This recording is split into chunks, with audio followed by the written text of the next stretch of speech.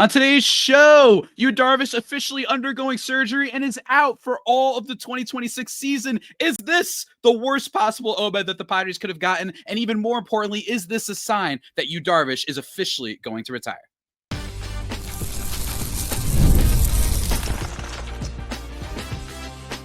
You are Locked On Padres, your daily San Diego Padres podcast. Part of the Locked On Podcast Network, your team every day. Greetings, ladies and gentlemen, and welcome to another edition of Locked On Padres podcast, which is part of the Locked On Podcast Network, your team every day for Thursday, November 6th. As always, I'm your host with sometimes the most, Javier Reyes, and I've been covering this team for 6 years now, not just for this podcast, but various other outlets, including JustBaseball.com, chief among them. Today's episode, though, is brought to you by FanDuel. Right now, new customers can bet just $5, and if your bet wins, you'll get $300 in bonus bets to use across the app. Download the FanDuel app today. For today's show, guys, we got some news to recap and some mailbag to respond to. You know what it is, man. On today's show, guys, we got to talk about Yu Darvish. Is he officially cooked? Officially, after undergoing surgery. Going to talk about that, as well as our hitting coach, Victor Scott, potentially getting poached by the team that's located out in Houston, the Houston Astros. We're going to talk about that and answer some of your questions and comments from the YouTube. If you want some of your questions answered, remember, leave your comments below in the comment description on YouTube, and I will get back to them, especially on Mondays for the mailbag. But let's get into it, man. Look, Yu Darvish, reading from The Athletic by Dennis Lin. San Diego Padres right-hander Yu Darvish is expected to miss the 2026 season after undergoing ulnar collateral ligament repair surgery with an internal brace, the team announced Tuesday, adding more uncertainty to both his future and the cloudy forecast surrounding the Padres' starting rotation. Dr. Keith Meister operated on Darvish last week in Arlington, Texas. Darvish did not make his latest season debut until July because of continuing elbow trouble and proceeded to pitch through discomfort all season. Give me a second, guys. Emotional time for us. Darvish avoided ligament replacement surgery, but this recent procedure still carries a projected recovery time of 12 to 15 months for a pitcher who, according to people close to him, has contemplated retirement in the past 2 years. Career worst 5.38 ERA in 15 starts. Decade removed from Tommy John surgery. 3 years remaining on a 6-year, $108 million contract. And quotes, "That's something I'll go into the offseason and think about," said Darvish when asked about his confidence in his health after the Padres were eliminated last month in the National Wild Card Series. "I can't really wrap my mind around that right now." So first reactions to this is, there's so many reactions to this, frankly, that I had. So many thoughts going through my head. The first one being, yes, is Yu Darvish going to retire? That was already a big question because this is not the first time, as Dennis Lin noted there, that there have been rumors and reports that Yu Darvish might retire. There have been feelings and vibes. And I remember, if you go back and read the profile piece that Andy McCullough did over at The Athletic, just talking about how much of a perfectionist this guy is and how much he really takes his work ethic seriously and all that and whatnot, but how much pride he has in who he is as a pitcher, basically. And I think you combine all of that with the latest rumors and what we hear from the team and AJ Cassavell and Dennis Lin and anyone close to the team, even sources that I have. Not really. I don't know why I lied about that one. People that cover the team, I should say, not people within the organization, have also agreed that they're like, yeah, you could absolutely retire. So to me, what I see here is just sort of it's just a bad situation. And look, I will admit that I was wrong. And what I was wrong about was, and you could go find on my Twitter account, @Javapena on Twitter/X and Blue Sky, when I tweeted about the Yu Darvish extension. And when I talked about it as the years went on, it was basically like, I still to this day just don't understand.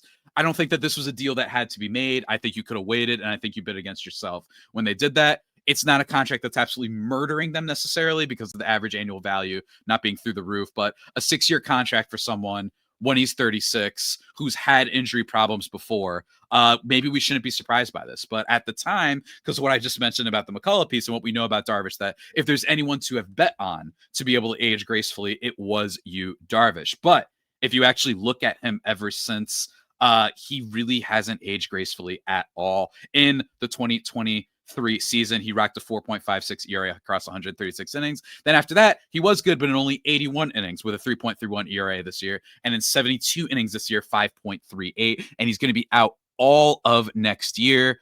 Look, it's obviously up to him. This guy's a legend. He's been really great for this organization too. The Padres are going to give him all the time in the world, just the same way they gave him time last year when he was going through stuff, right? But what I see is I see that the rumors are only going to keep being brought up, whether or not he retires. I think it could absolutely happen. I don't know if we'll hear about it for a little bit, but it's stuff like this that really is why I keep emphasizing in all of my episodes for the everydayers who know, I keep emphasizing and almost assuming that Mason Miller is going to be part of this rotation. I really do believe that, at least as of now, depending on what they do in free agency. Right, you could go out and get your Tyler Malleys, you could go out and get somebody, don't get me wrong, which is why I'm not fully committed to it, but I think people really need to start kind of really, accepting the fact that that may very well be what happens, right? That Yu Darvish could retire. And if that happens, it would free up some money for the Padres, certainly. But most importantly, it would just be a little bit of a bummer to just see that, like, this contract, like, maybe we just should have known. You know what I mean? Yu Darvish has always dealt with a decent amount of injury problems, right? Like, he's always been like that. And I think what really sticks out is that one thing that we saw, right, even including the 2021 season, right, where he fell apart a bit in the second half, ended with a 4.22 ERA, but his overall peripherals were good, and he had been dealing with an injury in the second half. When he was fully healthy, Yu Darvish was a very capable pitcher. But now we see that he came back and he had a 5.38 ERA. He was not good in an elimination game, despite being a guy that they trust in the playoffs, that everyone trusts in the playoffs, frankly. That he was unable to deliver anything worth of value, even as a back end rotation starter, right? And I look at this, it's like he's 39, right? Like, he's really old, and he's going to be a year older after this, coming back from a season-ending injury. I just, like, is he really going to do it? Maybe he might just be like, hey, the money owed to me, I just want to, like, keep playing and all that stuff. But the Darvish thing is now, it's not just, hey, he needs to be healthy and he could still be effective. Now we're even wondering if that's true, especially if he was dealing with discomfort this year. And more importantly, the thing is this, is he just never going to be healthy again? And this happens in baseball sometimes. It's just what happens. You can go back to Yohan Santana. You can use position players like David Wright.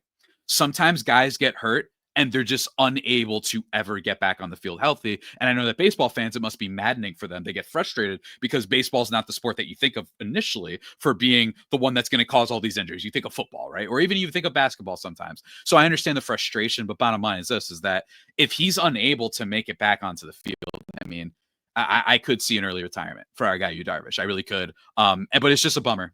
It's just a bummer that this didn't work out. It would have been really cool if it did, that they'd have this vet on this team, even if he was just a low fours ERA guy, a 4.1 ERA, but he gave you some innings every now and then, could pitch a vintage gem. That would have been very valuable. Not worth the contract necessarily on average annual value, but it would have been okay. You could at least redeem it. But at this point, it's not looking good, guys. It's not looking good. And it's a shame because he did come through in a lot of ways, right? In that 2021 season, he was still awesome for the first half when he was healthy. In 2022, he was good throughout the whole season. In 2024, right, he was awesome in the limited time he had, and he was awesome in the playoffs. So he did have his moments. This wasn't a nightmare from day one. But overall, I think that this does speak to sometimes AJ Preller and Padres management maybe not looking far enough ahead and saying maybe we should project forward and maybe we shouldn't just put all our eggs in the basket that's right in front of us, and rather start looking at Michael's, home goods and looking for a new basket that might help them, right? So those are my thoughts on Yu Darvish and his injury, out for the season. And as Dennis Lynn said, it does absolutely make the rotation even more cloudy than it already was. But folks, I need to take a second to talk to you about FanDuel. The NBA is back, and there's no better place to get in on the action than FanDuel, the official sports betting partner of the NBA. And even if you miss the start of the game or want to ride the hot hand, FanDuel has live bets on everything from who will score next to fourth quarter comebacks. Plus, you can even combine your live bets into a same game parlay for a shot at a bigger payout. It keeps every game exciting, especially when your team's making that late push. Right now, FanDuel is giving new customers $300 in bonus bets when your first $5 bet wins. So head to FanDuel.com to sign up and play your game with FanDuel, the official sports betting partner of the NBA.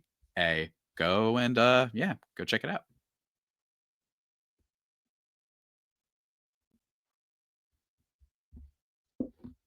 And just like that, everybody, we are back here on the Locked On Padres podcast, thriving and vibing despite it all, despite our Darvish injury. But that's not the only news that has happened over the last couple days, guys. The other news, hitting coach Victor Scott might be getting poached the same way we poached Bob Melvin and Ruben Niebla. It seems that the Houston Astros might be the team. Reading again from The Athletic, they are moving toward hiring San Diego Padres hitting coach Victor Rodriguez for the same position. Multiple league sources told The Athletic on Wednesday. The deal is not official, and some details are still being finalized. But the expectation is for Rodriguez, 64, to assume one of the two vacated hitting positions on Houston's overhauled coaching staff. MLB.com first reported Rodriguez as a target late Tuesday night. Rodriguez, who played parts of two major league seasons as a utility infielder, has held major league hitting coach roles for the Boston Red Sox, Cleveland Guardians, and Padres across a 29-year coaching career. And Rodriguez and former Padres Mike Shildt, manager, had a long-standing relationship that spanned 4 decades. Shildt resigned last month, leaving Rodriguez and the remainder of San Diego's coaching staff in flux. I think that's the most interesting part, right? I think the most interesting part here is that, number one, there's a couple things here. Number one is maybe if you bring in someone new, right, for the Padres, from the Padres perspective, just like a lot of people have been complaining. They're saying we need a new hitting coach, whatever. To that, I would say that's a totally fine thing to potentially want. But I will say that they did have their best offensive season, probably in the AJ Preller era under Victor Rodriguez last year. So that's one thing. But it's also possible that with someone who's been in baseball this long, maybe you want a new up-and-comer as your hitting coach. That could also happen. The next thing that I think is interesting is the fact that he had a relationship with Mike Shildt. And I imagine that a lot of people are going to say, nope, something's going on here. We're not buying it that Mike Shildt left of his own accord, right? The red pill Padres fans, I guess the yellow pill Padres, yellow and brown pill Padres fans, I don't know, are going to add this to their list of conspiracy theories that Mike Shildt was actually forced out. Now, I'm not one that necessarily wants to, dive into the credibility of such conspiracy theories in general, but especially this one, I just think, from what I've heard, it really does seem like Mike Shildt was just really burned out, and that happens sometimes. And by the way, go look up Pinello. What's his name? The guy that was with them, Lou Pinella, who left to go to Tampa Bay for a worse team, despite the Mariners being good because he just wanted to go home, right? People do things sometimes for very human reasons. So it's a totally viable reason for why he left. But I do think that that's interesting, that they were friends. You know what I mean? They had known each other for so long that maybe part of this was that he was saying, you know what, I would rather just try and work under a different regime and not, instead of, if it's not going to be with Mike Shildt, right? Maybe that's what happened here. Maybe he's been asking out. I don't know all the details necessarily, but it does raise some potential, at least for the Padres, which is, who could they hire? Is this a team that has the clout, the desirability for a top-level hitting coach to potentially be poached, right? Dave Hopkins has been brought up a lot, at least by listeners and commentators. And they're saying, we would love to bring him in. Maybe the Padres are like, hey, our team's super sexy. You guys, George Springer's all banged up, and it was a fluke. Your pitching's not getting any better. Bo Bichette, right? Bo Bichette is leaving in free agency, or I might be leaving in free agency. And I don't know, any other number of things, right, with that team. It's possible that maybe the Padres could be a little bit more appealing. We'll have to see. But one thing's for sure is that we're going to get a new manager and a new pitching coach. And if Ruben Niebla is the person, then you'll be getting a new pitching coach too, right? So we're going to have to see, i.e. if Ruben Niebla is elevated. And it does seem like he's one of the finalists, right? So we're going to have to see, man. We're going to have to see. But it's just the vibes around the Padres. I wouldn't say that they're horrid. I wouldn't say that they are what they felt like last year, right? Because last year was... You feel like you had your best chance to win it. And then you had guys leave in free agency, like Donovan Solano, especially Jurickson Profar, Blake Snell, he left from 2023, but you get me. You have some of these guys leave. Your offense was so good. It was dynamic. You had the juice that year. And you lose, and then you see the Dodgers go out and sign literally everybody from Blake Snell to Roki Sasaki, who theoretically, although conspiracy theory I do believe in, that he wasn't available for everybody. It wasn't really a sweepstakes, that it was actually decided a long time ago that he was going to go to Dodgers. But you have all that bad stuff. But with the Padres right now, I think that the mood is very like, we don't know, man. Because I really didn't feel like this team was all that amazing this year. So it's this weird thing to balance where, like, yeah, the vibes are maybe not as bad just because I didn't expect as much. And I just wasn't expecting that this team was going to be able to go pretty far into the postseason. Although you never know. I didn't think the Blue Jays would go that far either. But there's just a lot of questions, man. And I don't know what they're going to do. I don't know. A lot of people have brought up Yadier Molina, that Albert Pujols is going to bring him with him. Look, I've heard crazier things before, and I've also heard crazy things like this that don't end up being great, right? They sound sexy. They're really exciting. They're going to get fans in the seats. It's something that you could promote on social media, right? But then it ends up not being all that working out, right? I mean, heck, even Tony La Russa got another chance, right? There are guys that have got another chance. Joe Madden got another chance in multiple other places, and that didn't turn out as great. The Angels being the main culprit in that situation. But it's just, there's so many questions, man. And I don't know what's going to happen. I don't know if we're going to look back on the end of this season, that 2024 was the season that we looked back and we're saying that might have been their best shot. And if 2025, we're going to look back on it and be like, that was the beginning of the Padres going through a rough patch. It's possible, right? With all the different resignations, with new ownership, and just kind of an uncertainty around the team and a lack of farm system depth in every discernible way. It's possible that everybody looks back and was like, oh man, we had it good back then, didn't we? It's possible, but I still have faith, and I think everybody should too who's listening to this. And anyone who's not, that's a Padres fan in your life. I think you should still have faith. Things can change so quickly. I remember the Toronto Blue Jays were in such a bad position where they had just missed on a bunch of trades. They traded for Jose Barrios, and he was bad, and they signed him to a contract extension. And he's kind of been able to like hang in there as a starting pitcher, but not this all-star that they had traded for, right? You lose some of these guys. You lose Gabriel Moreno. And it all adds up, right? And then they still went out. They spent a lot of money. They went and got George Springer. They went and got some guys. They finally signed some people. They went and signed Vladdy Jr. They went and signed Santander, which didn't work out, right? But they didn't give up. And look at them. They made the World Series. So don't give up.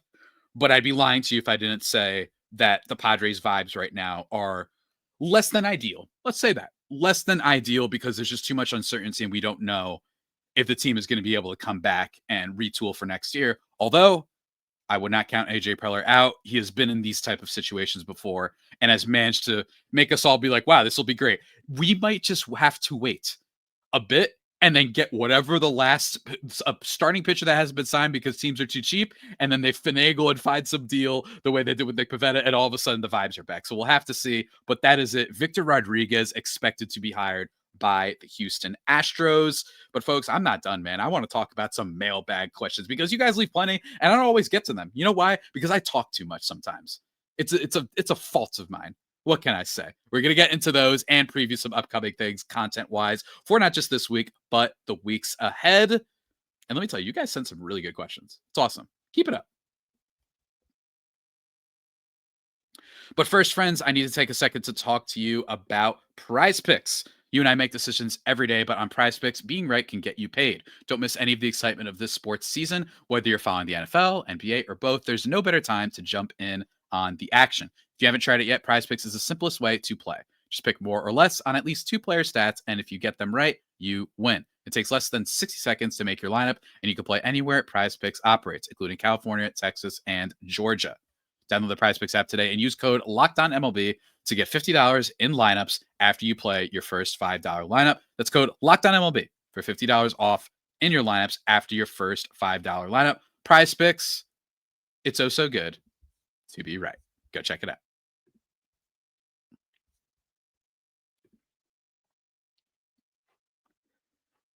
And just like that, everybody, we are back here on the Locked On Padres podcast, thriving and vibing despite it all, despite Victor Rodriguez abandoning us, despite you, Darvish, going down for all of 2026.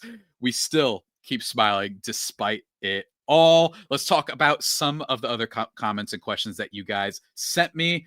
First of all, I thought this was just fun, that 2026 Padres wish list. This one from Darren Michael 7978 saying that Darvish retires, which is a hilarious thing to put as your first desirable for the offseason for your wish list. Then King Albert for the manager, Yadier Molina for the bench coach, trade for Yandy Diaz, sign Ryan O'Hearn for 2 years, $15 million, pick up the option on Ramon Laureano, trade for Tarik Skubal, and sign starting pitcher Foster Griffin with a lineup of Tatis, O'Hearn, Diaz, Machado, Merrill, Laureano, Bogarts, Cronenworth, and Fermin. I don't know which Diaz you're referring to. Is there a Diaz? I don't know which Diaz. It's Yandy Diaz, I assume. Okay, Yandy Diaz. I thought he meant Elias Diaz for a second. I'm done. So let me just discuss that. Yadier Molina. I know that people love that a lot. That's been like a little bit of a thing. Darvish retiring. That's totally possible. I could see it. A trade for Yandy Diaz. Not impossible. It is the Tampa Bay Rays. We talked about this on a previous episode that I will never underestimate cheap teams that their entire purpose is to kick the can down the road, that they will trade pretty good players if they feel like maybe their best is past them, but they still have like good skills. In the case of Yandy Diaz, really great on-base skills, got a decent amount of power too. Would be a really solid bat for this Padres team for sure, that they might just be like, yeah, give us a couple prospects. But I will say it's important to remember that the Padres gave up a lot of prospects at the deadline, including a top 5 prospect by basically any baseball prognosticator. You ask anybody in all of baseball, and he's like 19 years old, right? So they gave up their biggest chip, and they gave up a lot of their like secondary depth chips, for lack of a better word, right? The $300 chip they gave away, but the $10 and $20 chips they also gave away too, right? So that's the situation they have in the middle of. So pulling off a trade is going to be difficult, even if it is the Rays. But more importantly, there's no universe on the planet in which the Padres can go out and get Tarik Skubal. I'm sorry. In order to get Tarik Skubal, you would have needed both Salas, DeVries, and probably 2 other prospects in order to get him. This is a guy still under contract, still in arbitration, right? Still under club control for a little bit longer. And he produced 6 wins above replacement in 2 back-to-back years. He's a Cy Young guy. You're not getting him. I'm sorry.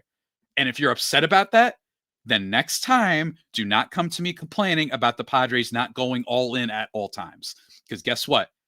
Stuff like this happens. Players become available that you don't realize. When Juan Soto became available, it wasn't exactly expected until it happened preseason. And of course, the trade deadline happens and the rest is history, right? It's important to keep your ammo. And in this case, because the Padres have spent so much, which is okay, right? It's good to spend. Well, because the Padres have a big payroll and they're probably trying to cut down a little bit, and that's not a disqualifying factor, right? It's just unfortunate with the current situation they're in that you'd like them to spend a little bit more, only because it would really help right now. Not because they're not spent. Does that make sense? Anyway, whatever. And then the other ammo that you could have is your prospects, your farm system, and that just does not seem to be what they have right now. Could they regenerate it in the future? I will be 0% surprised if by the end of the year, the Padres farm system is like, everyone's like, whoa, Padres farm system. They've had some guys emerge. I won't be surprised at all because AJ Preller is a whiz with that. But Tarik Skubal, I do not see it whatsoever. Foster Griffin, whatever. Sure. It could happen. You know what I mean? He could come up, but this guy's been like a career minor league sort of guy. He came up this year and delivered like he's a minor league guy. Look, can he be decent after leaving? Sure. As a guy who refined things in NPB, absolutely. He could. And the Padres have had some luck with that, right? So I don't mind the opportunity, but I will say that's also what we thought about Kyle Hart, and he basically just was here for a cup of coffee and basically nothing happened. But hey, I'm okay with it because at least that's a realistic thing the Padres could do. But I like your wish list, man. The only thing I will say that will absolutely not happen is Tarik Skubal. Ryan O'Hearn, 2 years, $15 million. This is going to be talked a little bit more on tomorrow's episode. But I talked with my guy Paul Holden. We did some awards for free agency, right? Like the biggest bargains, the ones that you're like, that guy's a trap, you know, don't sign him. We did stuff like that. And one of the players I did mention was what's his face? Ryan O'Hearn. Or did I mention? I'm not sure. But I did bring up that there's actually a site that combines projected contracts and all that stuff. And projected contract for Ryan O'Hearn is definitely not something that the Padres can afford, or at least I don't think that they can afford it at 2 years, 34. I'd really like it. But let me tell you, man, if they traded for Yandy Diaz and were able to keep Ryan O'Hearn, that'd be nuts. That would be like as good as you could hope for a team that doesn't have a farm system and also might not be able to have a budget this offseason. So love it. Love to see it. Absolutely love to see it. And I appreciate your suggestions, man. And we'll see if they sign Griffin too. At Mark M4273, sorry, dude, but I had to leave when you picked Scott Service to be the next manager. let me be very clear one more time for everybody. My prediction was that it would be Scott Servais, and this was like 3 weeks ago, by the way, right? This was like 3 weeks ago, and there is, according to the reports that we saw from Kevin Acee, a potential unknown fourth person. So maybe Scott Servais was one of those people interviewed, but I predicted, like, kind of like a blank prediction, a not knowing anything, just gut feeling type of thing, that I thought he'd be the next manager because of a bunch of connections to Preller. The arc that he's had is very similar to Mike Schultz. I thought that's what it would be, but that's not happening. And it's also not who I wanted. I don't know who I want, to be quite frank with you, for the next Padres manager position. I was just predicting who I thought it could be. Moving on, though, at Tony Casarubia 1394 said, what happened to Bochy? What happened to Bochy is that he didn't want to go back to the Giants. And the Padres, it wasn't going to happen. Everyone's like, yeah, this guy's just not, it's not happening. Bruce Bochy, as fun as it would be, I don't think he wants to necessarily go, especially in his older age, go work for this team right now with a big, system and a big city and a big story and a lot of personalities, a big locker room and all that stuff. And most importantly, with a GM that's really active and is communicating with people at all times and has been accused of being a micromanager as well, that maybe that's not the spot for him. It's just not happening, right? And I don't know if it's happening anywhere, frankly. Maybe he's going to wait a year. I don't know.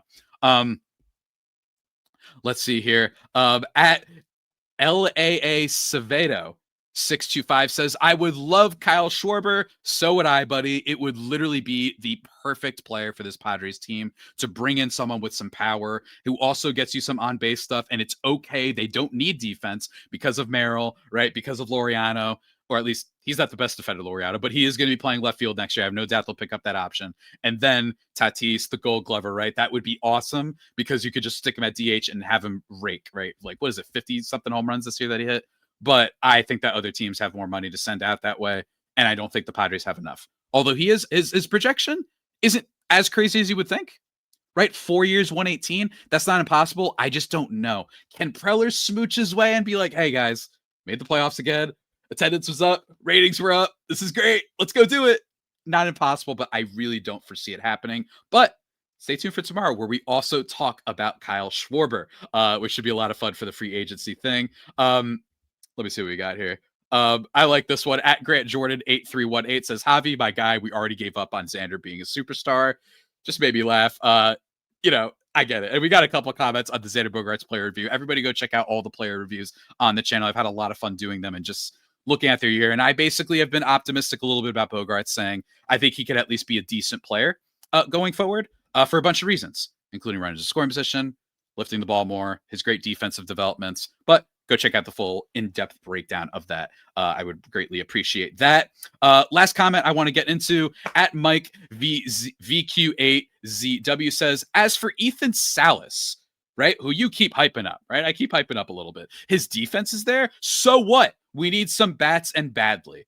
Okay, let me just say, guys, it's better to have a catcher who's going to produce more wins above replacement than it is to have a catcher who's going to produce less. That's basically what I'm saying. Of course, the Padres need a bat, but let me tell you, getting a bat from the catching position is next to impossible. Like someone who's going to be a genuine plus batter, you're not going to just find Cal Rallies out there. You're not even going to find Salvador Perez's out there, right? It's just really hard to find catchers who are awesome offensively.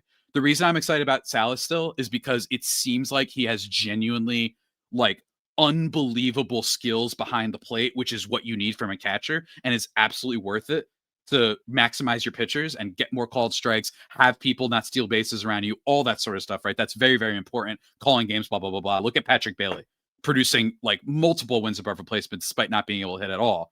And that's what I'm saying, is that Salas, it looks like, has the floor of being a great defensive player, which is why I'm excited that they didn't trade him at the deadline, because the Padres have been struggling with catching for a long time, man. They really have. But yeah, I understand they need a bat, but that's not the position where you look for it necessarily. It's just really hard to find super, super plus offensive batters at the catching position. You're usually just looking for guys who have a 100 WRC plus at best, that average, right? Because average for catchers is above average for catchers. Does that make sense?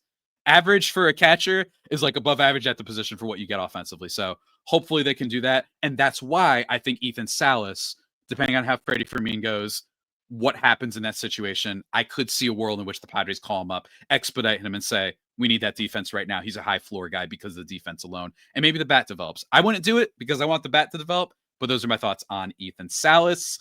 But folks, there's more questions that we're going to be answering as time goes on. And as time goes on, here's what you can expect tomorrow's episode. The Fun Friday with Paul Holden talking about the free agents, handing out some of those awards. Going to be a lot of fun. Definitely look forward to that one. Next week, I'll actually be traveling, so I don't know exactly which day you'll get some of the episodes, but I have some of them pre-recorded. We're going to be doing a bunch of stuff, man. We're going to be talking about potentially whoever is up signing with the Padres. We'll be answering more of your mailbag questions, especially on Monday. So please send them in the comment description below. And also going to be doing the year in review, as well as just a look ahead and taking stock of the Padre catching situation, which has been not exactly fantastic over the last few years. So we're going to be talking about that. We're going to be doing the best and worst moments of the 2025 Padres and a bunch of other stuff that I haven't cemented fully, but it's going to be a lot of fun, guys. We're going to have a bunch of different topics as time goes along, and especially topics from you guys, because you guys have a lot of great questions, I think, because the Padres themselves are eliciting a lot of questions with what they're going to do this offseason. And let me tell you, one of those questions, let me tell you guys, keep an eye out. If we get a lockout, you might get a lituation when it comes to free agency. You might see a lot of stuff happen soon. So keep it here on Locked On Padres. Until next time, stay safe. And of course, stay faithful. My Friday Faithful homies, take